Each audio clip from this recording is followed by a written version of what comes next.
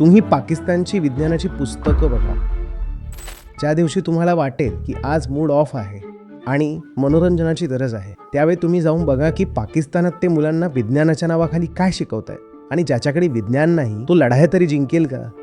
ते दिवस आता निघून गेले जेव्हा तुम्ही अरबी घोड्यांवर बसून एका हातात तलवार आणि दुसऱ्या हातात आत घेऊन विश्वविजय करू शकत होता.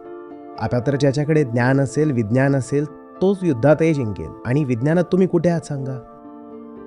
विज्ञानाची तर तुम्हाला भीती वाटते साहेब. मग जेव्हा समोरासमोरची लढाई लढू शकत नाही तेव्हा तुम्ही न्यूक्लिअर बॉम्ब बनवत आहात. तर ते कसे बनवता?